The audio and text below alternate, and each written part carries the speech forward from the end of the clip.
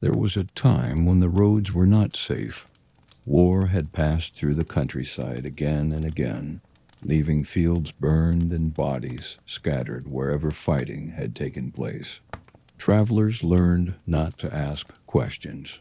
They walked quickly, kept their heads down, and prayed they would not be mistaken for soldiers. One man, his name was Daniel Harper, was trying to make his way home through the hills before nightfall. He never made it home that night. As dusk settled, Daniel spotted a column of armed men moving along the road below him. In those days, it didn't matter which side they were on. If they needed more bodies to carry weapons, they took them. Daniel didn't wait to find out. He scrambled off the path and dove into a stretch of tall grass. Only when he hit the ground did he realize where he had landed. He wasn't alone in the grass. He was lying among corpses. They were everywhere, some face down, some twisted at unnatural angles. The smell hung heavy in the cooling air. Daniel forced himself not to gag. If the soldiers searched the area, he knew his only chance was to stay still, completely still. So he did the only thing he could think of. He lay there, motionless, pretending to be dead. The soldiers passed. Their footsteps faded. But Daniel didn't move. Night had already fallen, and the hills were swallowed by darkness. The wind stirred the grass, making the bodies shift slightly with a dry, rustling sound. Somewhere in the distance, a night bird screamed. Daniel told himself it was over, that he could get up and leave. He was wrong. From somewhere beyond the pile of bodies came another sound, slow, deliberate, something moving. He dared to lift his head just enough to see through the grass, and in the thin wash of moonlight, he saw it. At first, it looked like a large animal crouched over one of the bodies, but the longer he stared, the more wrong it became. It had the frame of a beast, thick limbs, long claws, but its head was unmistakably human. Its skin was covered in coarse, dark hair. Its eyes glowed like two dull lanterns in the night. And it was eating.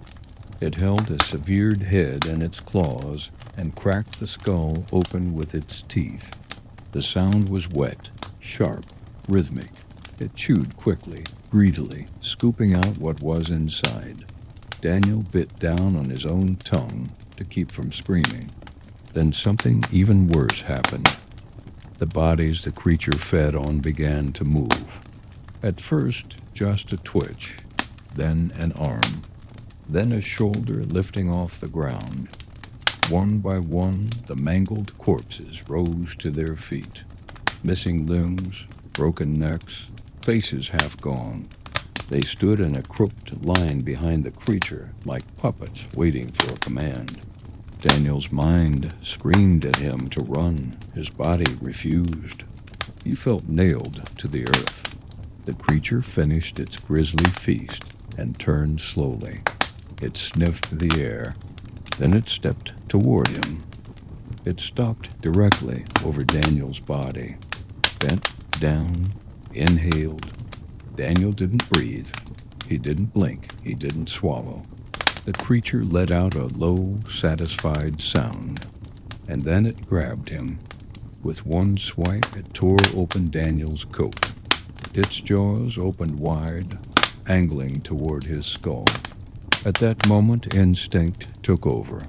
His hand brushed against something cold and solid in the dirt of stone.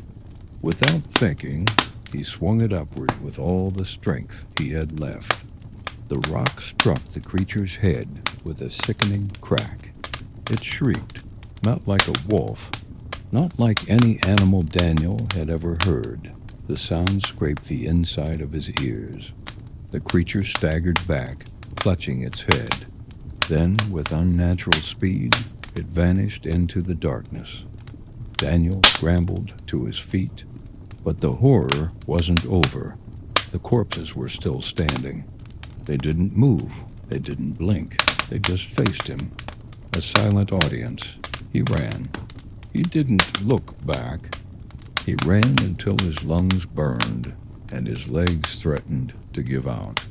Finally, he saw the outline of a small roadside shrine and threw himself at its door, pounding with both fists. The caretaker inside hesitated, frightened by the desperate noise. "I'm alive," Daniel screamed. "Please." The door opened just enough to pull him in. When dawn broke, they returned to the hillside together. The bodies were scattered again, lifeless, ordinary. But near one patch of churned earth, they found a dark stain and several coarse strands of hair caught on a broken branch. The hair was neither fully animal nor fully human. No one could explain it. Daniel survived, but survival didn't mean escape. In the months that followed, he began waking in the middle of the night, certain he could hear chewing. Sometimes he would swear he saw shapes standing at the edge of his yard, just beyond the reach of the lantern light. And more than once, neighbors claimed to see him standing perfectly still in his own field at dawn, as if he were waiting in line with something unseen. Years later, when Daniel finally died of illness, the men who prepared his body said something strange. His jaw was locked open, as if it had been stretched too wide, and deep in his teeth, lodged where no one could easily notice, they found fragments of bone. No one ever walked that road alone again,